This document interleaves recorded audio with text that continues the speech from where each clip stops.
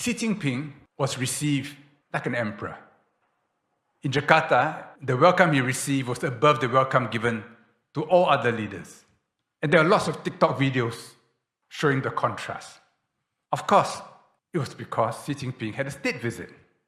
But those of us who are in the MFA Wallas, who are steeped in the diplomatic trade, knows we choose whom to give a state visit to. And Xi Jinping was given a state visit in Jakarta and in Thailand. And I was told by a friend that when Xi Jinping left, it might have been an exaggeration, the entire Thai cabinet was there at the airport to send him off. Now, if you are from Japan or US or Europe, you will be forgiven to think that Southeast Asia is in China's pocket. This is to misunderstand both Southeast Asia and China. Yes, there was a tributary relationship during the Ming Dynasty, Qing Dynasty, but it was a way of managing a complex relationship, and in some ways to keep each other at a friendly arm's length.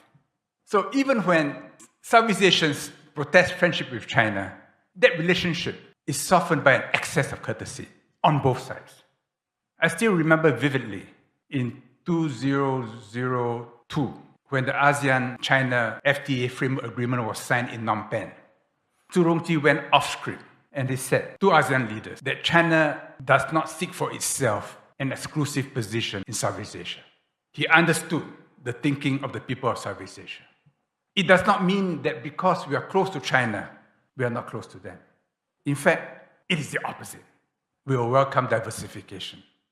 If the Americans do not insist on a choice, they are welcome in all corners of Southeast Asia. Japan has always been a friend. Europe, to me, is a free rider because the Europeans have no military presence here. Their interests are mostly economic. From time to time, they join an American alliance. But by and large, Europeans are welcome everywhere, despite the colonial history. And in fact, the colonial history, in some ways, has become a plus. As we enter a multipolar world, Southeast Asia will play an important role because of this history, this culture. We are the most diverse region in the world. Wang Gungwu once described Singapore as where the mandalas of India and China overlap. I would say that many mandalas overlap in Southeast Asia. Not just China and India, but also the West and all the great religious traditions. And not just Buddhism and Christianity and Islam, but all the forms of Christianity, Buddhism, and Islam are in Southeast Asia. Every country has different degrees of overlap of these mandalas, giving each of the 10 countries its special character. But in all of them, we meet the same mandalas, but in different intensities. And it is these mandalas which connect us to the wider world and make us such a welcoming region. I mean, it's not just the climate, it's not just the balmy atmosphere, but it is the culture, it is the food, it is the easy acceptance of those who are not like ourselves. This gives us a special position as the world enters into a troubled phase. The crystallization of multipolarity will take many years. The Americans are not comfortable because for a long time they are used to being dominant. The West is not comfortable because they're also used to Western dominance, of their values being universal, of judging others against their own standards. But it's changing. I mean, the rise of China is perhaps the most stark and therefore seen as a challenge, even as a threat. But it's not just China. India has shown that it is a satellite of nobody. There was a hope for a time that with Quad, somehow India would be in the Western alliance. But the Ukraine war has shown that India plays its own game and will sit on as many tables as it wants to sit on.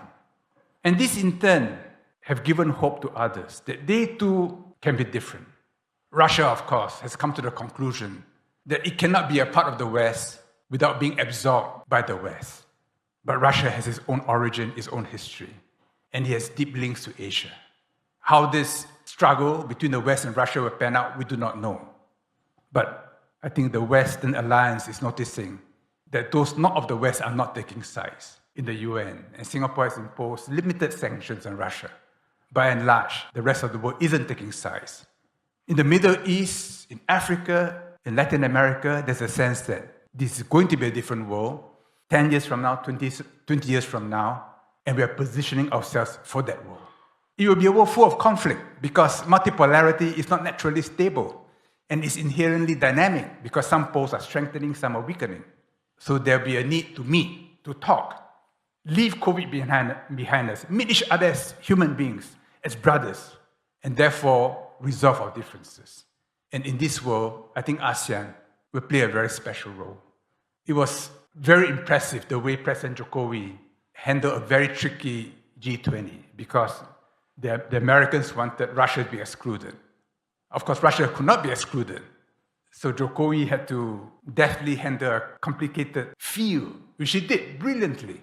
And then when they finally met in Bali, provided a milieu and atmosphere so friendly, so engaging, that even when leaders disliked one another, they had to smile at one another.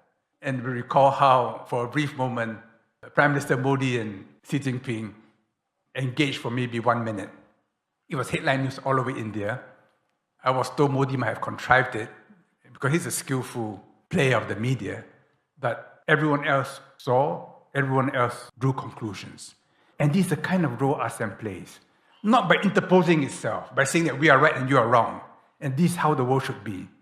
But just by being gracious, by showing respect, by nodding, by acknowledging, and in such a way, providing a solvent and emulsifier to break down divisions and make the region more comfortable and hopefully the world a better place. Thank you.